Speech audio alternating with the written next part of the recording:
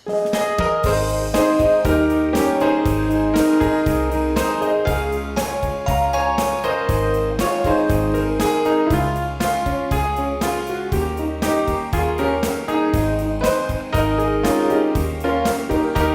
terbit matahari sampai pada masuknya, biarlah nama Tuhan dipuji.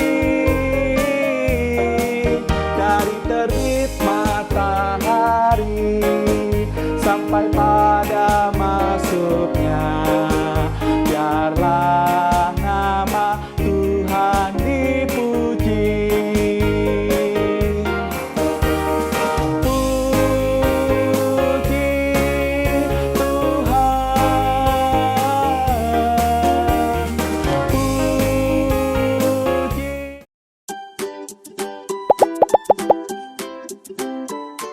Yesus, kami mau ibadah sekolah minggu.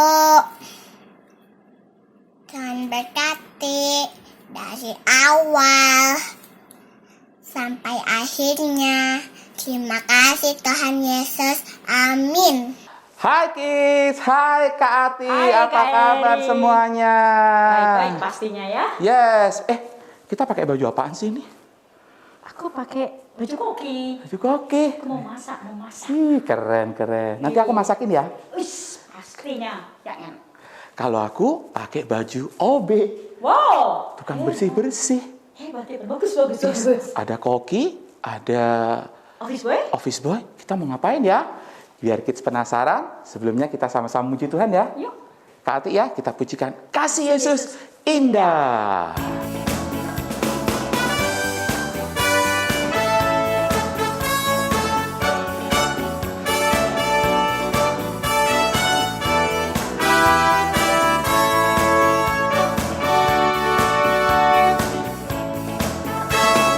Kasih Yesus indah, oh indah. Kasih Yesus indah, oh indah.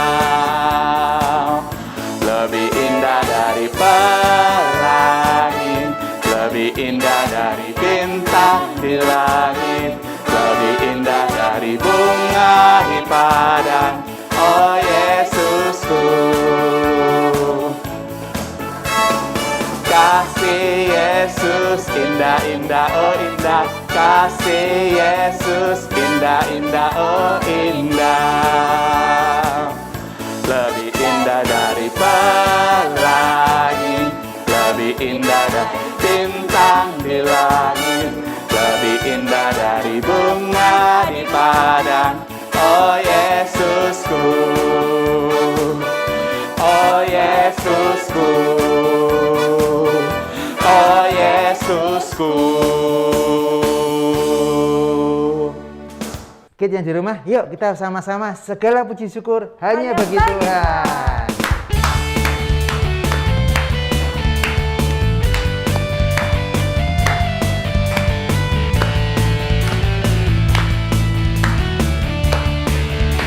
Siap, mulai. Segala puji syukur hanya bagimu Tuhan, sebab Kau yang layak dipuja. Kami mau bersorak tinggikan nama-Mu. Haleluya, soraklah haleluya. Soraklah haleluya, soraklah haleluya,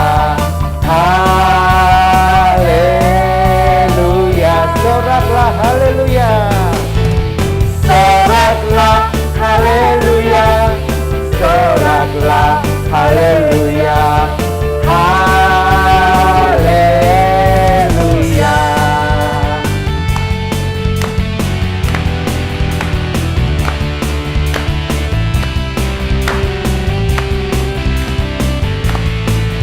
Segala puji syukur, segala puji syukur hanya bagimu Tuhan, sebab Kau yang layak dipuja.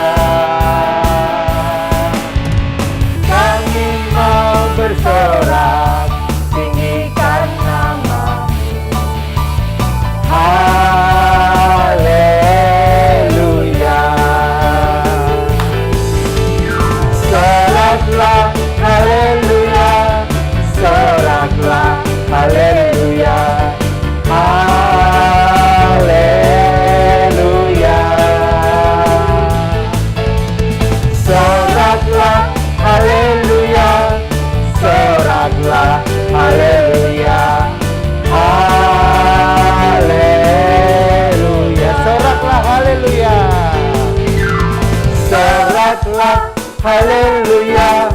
Soraklah, haleluya. Haleluya. Soraklah, haleluya.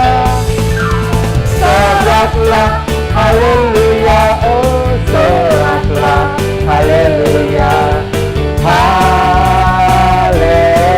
Haleluya, haleluya. Haleluya.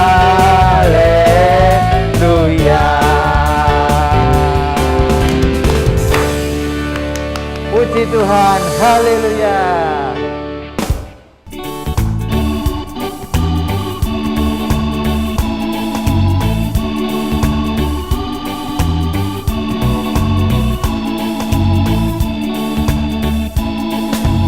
Kuat-kuat yang terkuat, hebat-hebat yang terhebat, besar-besar yang terbesar, itulah Tuhan Yesusku.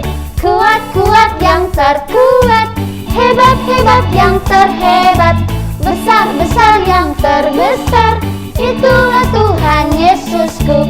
Yesus yang terkuat, Yesus yang terhebat, Yesus yang terbesar-besar, tiada tandingannya.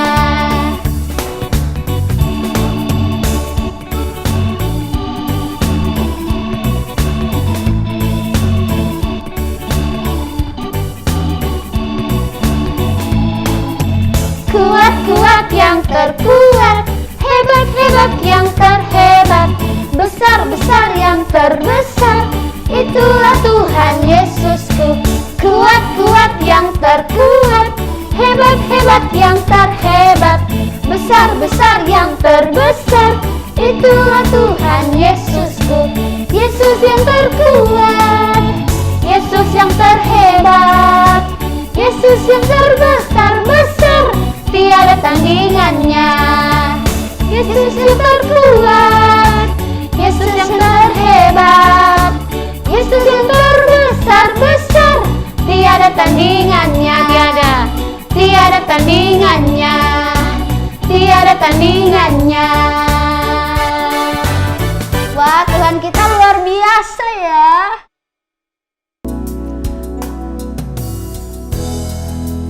Everything I am, everything I'll be, I give it to you, Lord, and do it thankfully. Every song I sing, every praise I bring, everything I do is a gift to you.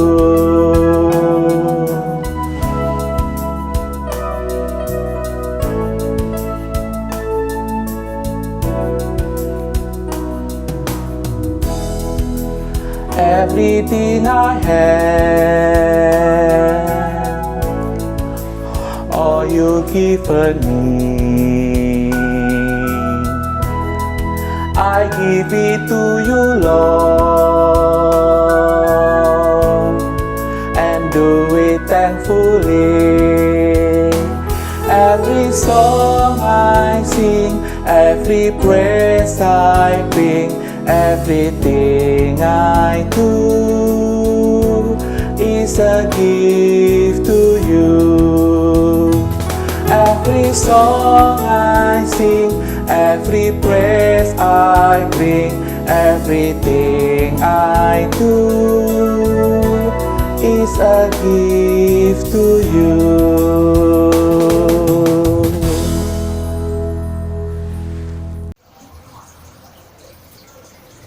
Tuhan Yesus, tiba saatnya kami mau mendengarkan firman-Mu. Bukalah hati dan pikiran kami, anak-anak-Mu, untuk mendengar dan menerima firman-Mu. Kiranya firman-Mu ini dapat menjadi berkat bagi kami, anak-anak-Mu. Di dalam nama Tuhan Yesus, amin. Hai kids, apa kabar nih? Senang sekali kakak bisa ketemu kalian dalam kesempatan untuk kita sama-sama belajar firman Tuhan.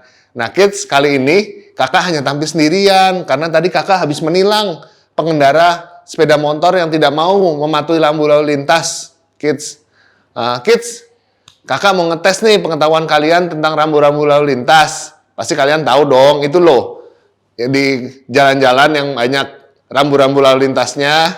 Tahu kan? Nah, ayo nih, kakak berikan contohnya ya untuk menjaga keselamatan kalian di jalan raya. Nah, kids, ada 1, 2, 3, 4. Oke, kids. Yang pertama ini apa? Artinya? Iya, benar, kids. Tanda S dicoret. Itu artinya kita tidak boleh stop atau berhenti di tempat itu. Kita harus berjalan terus dan dilarang untuk berhenti. Dan yang kedua adalah tanda plus. Ya. Apa, kids? Artinya, kids? Iya benar, kids. Artinya di tempat itu, di depan nanti akan ada perempatan jalan. Jadi yang harus melewatinya itu harus berhati-hati karena mungkin ada mobil dari depan, ada dari kiri atau dari kanan yang akan melewati jalan tersebut. Jadi harus berhati-hati. Dan yang ketiga, iya kids, ini artinya akan ada turunan tajam di depan gitu ya. Jadi para pengendara mobil diharap untuk memelankan laju mobilnya agar tidak berbahaya karena apabila mobil tidak memiliki rem yang baik, dia akan menurun dengan kecepatan yang tinggi, kids, gitu. Dan yang keempat, iya kids, benar. Ini artinya huruf U terbalik dan dicoret. Artinya tidak boleh berputar arah atau berbalik. Gitu kids, artinya kids dari keempat rambu ini ya. Jadi kids harus paham ya rambu-rambu lalu lintas di jalan-jalan agar kids tidak kena tilang oleh Bapak polisi. Nah kids, masih banyak lagi nih kids berbagai rambu di lalu lintas. Ada yang berupa petunjuk, larangan, peringatan, perintah, juga banyak hal yang lain. Nah, tapi semuanya itu untuk menjaga keselamatan kids di jalan raya. Nah, ngomong-ngomong tentang peraturan lalu lintas, kan ada rambu-rambu lalu lintas yang sengaja dibuat supaya ditaati kids. Jadi rambu itu harus ditaati. Kalau nggak ditaati, berarti kids ada dalam masalah. Dan itu berurusan dengan kami, polisi, untuk menjaga lalu lintas dan untuk keselamatan para pengguna jalan semua, kids. Nah, menurut kids, apa dong jadinya kalau rambu-rambu lalu lintas itu dilanggar dan tidak ditaati oleh para pengguna jalan? Kan bahaya, nanti jalanan bisa jadi semrawut, berbahaya, kecelakaan terjadi di sana-sini gitu kan kids ya. Gitu, jadi harus taat kids sama rambu-rambu. Nah kids, kali ini ada juga nih rambu-rambu atau perintah yang Allah berikan contohnya di dalam Alkitab. Allah mau kids, setiap kita untuk memperhatikan perintah Allah. Nah kids, di sini yang diperlukan adalah ketaatan kita akan perintah Allah tersebut. Allah ingin kita mengikuti semua petunjuknya, semua perintahnya dengan tepat. Sampai-sampai hanya melakukan setengah dari apa yang Allah katakan, tetapi tidak semuanya itu sama saja tidak menaati firman Tuhan, kids. Nah, ini contoh kisah Alkitab hari ini. Yuk, kita lihat bersama.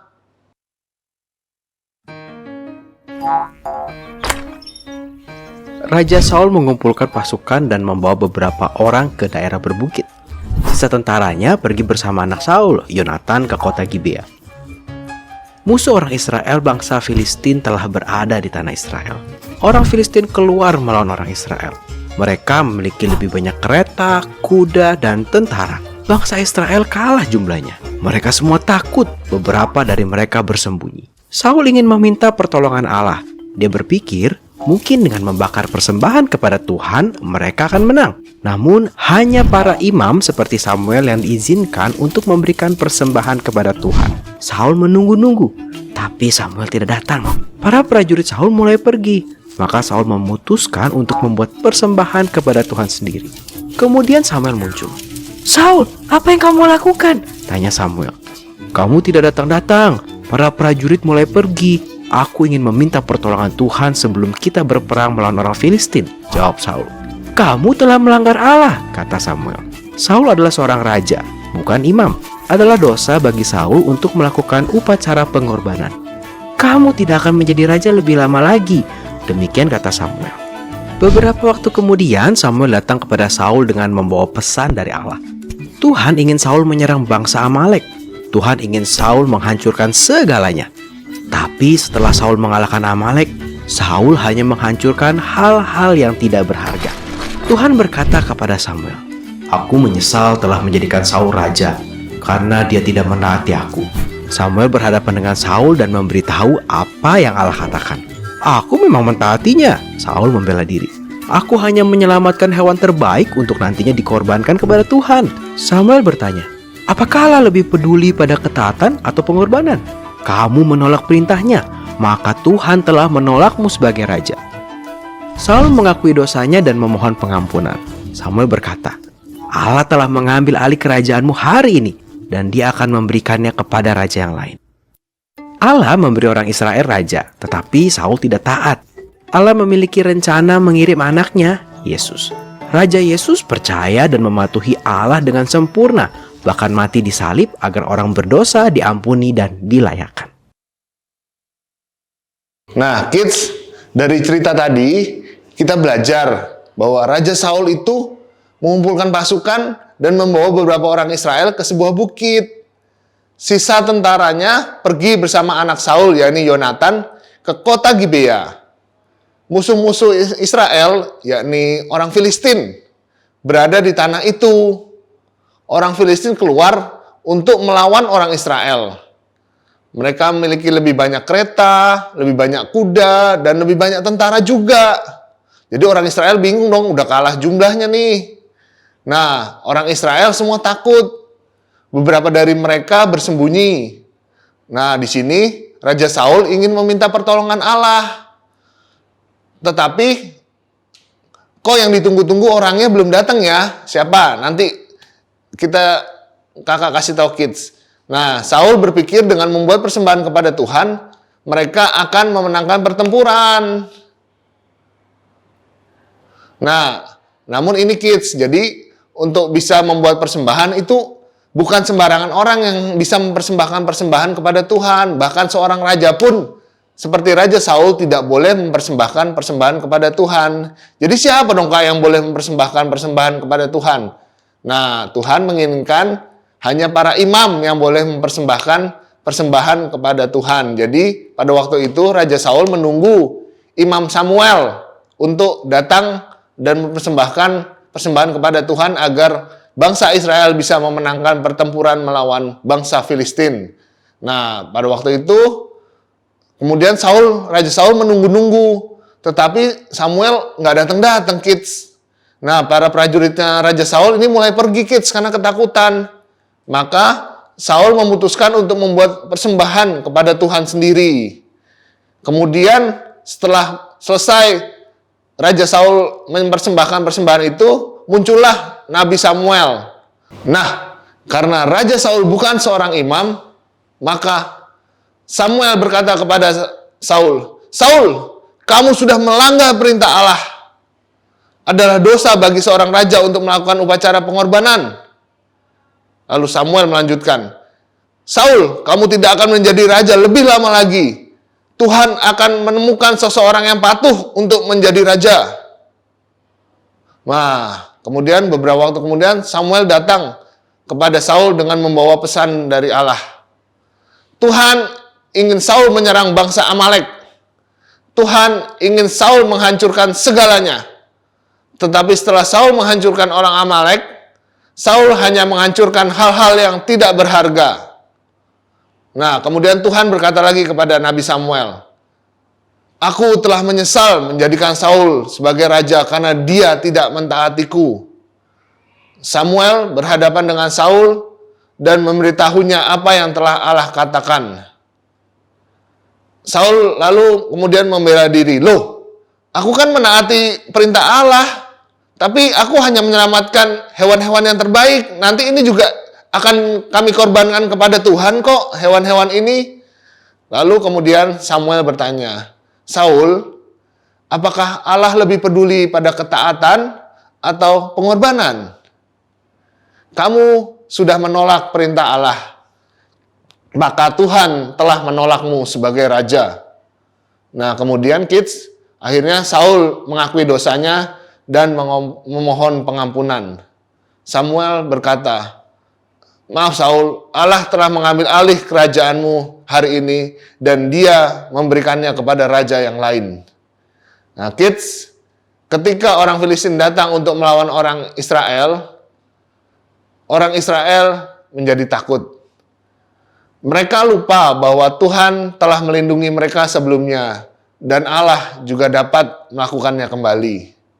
Sebagai raja, Saul bisa saja mengumpulkan semua prajuritnya untuk berdoa, sementara dia menunggu Samuel datang. Tetapi, apa yang Saul pilih? Benar, kids. Saul justru membuat keputusan yang salah. Dia membuat persembahan kepada Tuhan yang seharusnya tidak boleh dia lakukan sendiri.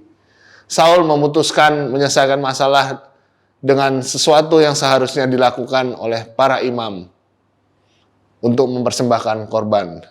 Dalam hal ini, Saul tidak mentaati firman Tuhan. Nah, lalu kids, Tuhan menyuruh Saul untuk menyerang orang-orang Amalek dan menghancurkan semuanya. Tetapi, apa yang Saul lakukan kali ini?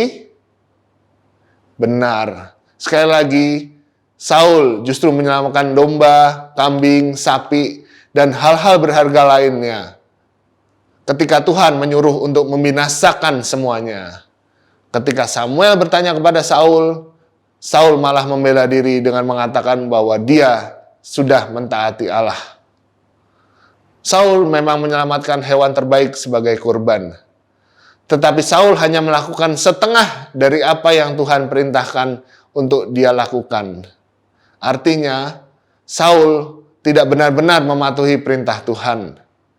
Menurut kids, apakah yang Saul lakukan itu menunjukkan bahwa dia memang peduli kepada petunjuk Allah? Kalau iya, mengapa? Kalau tidak, mengapa juga? Samuel menjelaskan bahwa Allah lebih mementingkan ketaatan daripada pengorbanan. Tuhan selalu ingin hati kita untuk mentaatinya, karena kita mengasihinya dan percaya bahwa perintah-perintah Tuhan itu baik adanya untuk kita. Terkadang kita, kids, kakak, juga semuanya, itu seperti Saul. Taatnya nanggung. Taatnya ya setengah-setengah lah, ya udahlah Tuhan, cukuplah, yang kali ini aku bisa sendirilah. Atau ya kita membuat berbagai-bagai banyak alasan lah kepada Tuhan gitu ya. Tuhan, saya mau taat kok, udah ini kan juga hampir sama lah seperti yang Tuhan perintahkan. Nah, dalam hal ini, dari cerita ini kita belajar kids, bahwa semuanya ini menunjukkan bahwa kita tidak benar-benar taat kepada Tuhan kalau kita hanya mentaati perintah Tuhan setengah-setengah. Dan ini adalah sesuatu yang serius kids. Seperti Saul yang harus menanggung akibat dari ketidaktaatannya kepada Allah. Demikian juga dengan kita. Ketidaktaatan kita kepada Tuhan itu adalah sebuah dosa yang serius. Dan dosa itu merusak hubungan kita dengan Allah. Tetapi syukur kepada Tuhan Yesus Kristus. Pada akhirnya, Yesus adalah satu-satunya manusia yang taat kepada Allah dengan sempurna. Dan karena Tuhan Yesus taat dengan sempurna, Dia menjadi korban yang dibutuhkan semua orang untuk memperbaiki hubungan mereka yang rusak dengan Tuhan yang Maha Kudus. Kids seharusnya bersyukur kalau Tuhan Yesus sudah menyelamatkan kita dan memerintahkan kita untuk taat. Memang sih, kakak juga merasa terkadang kita tidak mengerti sih mengapa Tuhan menyuruh kita taat melakukan sesuatu. Namun, ketika kita tetap menaatinya, karena kita mempercayai Allah, itu adalah hal yang benar. Alkitab mengajarkan bahwa Allah itu kudus dan Dia selalu melakukan apa yang benar. Allah mengasihi kita dan mengutus anaknya sendiri, Tuhan Yesus, untuk mati bagi dosa kita. Jadi kita selalu dapat percaya, kids, bahwa Tuhan memiliki alasan yang baik untuk menyuruh kita melakukan sesuatu dengan taat. Kakak ulangi ya, kita selalu dapat percaya bahwa Tuhan memiliki alasan yang baik untuk menyuruh kita melakukan sesuatu dengan taat, kids. Kids harus percaya, Tuhan Yesus akan menolong kita untuk taat. Dia juga memberi kekuatan buat kids semua untuk taat. Jadi, nggak ada alasan lagi ya kids untuk hidup tidak taat. Apakah kids siap? Bersedia melakukan firman Tuhan ini? Amin. Mari kids, untuk menutup firman Tuhan, mari kita berdoa. Terima kasih Tuhan untuk firman-Mu pada hari ini yang mengajarkan kami untuk senantiasa taat kepada Tuhan. Bukan setengah-setengah, bukan sebagian besar, tapi kami mau taat total kepada Tuhan. Karena itulah yang Tuhan mau untuk kami lakukan. Kami percaya Tuhan untuk segala sesuatu yang Tuhan inginkan untuk kami lakukan, itu adalah baik adanya. Karena Tuhan kami adalah Tuhan yang penuh kasih. Pimpin kami Tuhan, kami tahu tidak mudah untuk melakukan firman-Mu dengan taat, dengan baik. Tapi kami mau belajar untuk menjadi anak-anak yang senantiasa taat untuk melakukan firman Tuhan. Biarlah Tuhan yang menolong kami untuk kami tetap melakukan apa yang Tuhan mau, meskipun sekeliling kami menganggap hal itu adalah suatu hal yang bodoh. Tapi kami mau belajar tetap menjadi anak-anak Tuhan yang taat. Berkati untuk orang tua kami, berkati keluarga kami, berkati kami ketika kami belajar, ketika kami bermain, kami tetap dapat menjadi saksi-saksi Tuhan untuk membawa kasih dan keselamatan, kabar keselamatan itu kepada dunia ini. Terima kasih ya Tuhan. Hanya di dalam nama Tuhan Yesus Kristus kami berdoa. Haleluya. Amin. Nah, kids, hari ini kita sama-sama telah beribadah online. Kali ini kita akan menyelesaikannya dan Kak Heri akan mengajak kita semua menutupnya dalam doa. Ayo kita berdoa. Terima kasih Tuhan, hari ini kami boleh bersama-sama beribadah. Terima kasih kami diberi kesempatan untuk memuji Tuhan, mendengarkan firman Tuhan, dan Tuhan tolong kami supaya kami dapat melakukan firman Tuhan itu dalam hidup kami. Terima kasih Tuhan, kami bersyukur, kami berdoa, kami meminta semuanya ini di dalam nama Tuhan Yesus Kristus. Amin. Ibadah kita selesai, sampai jumpa minggu depan.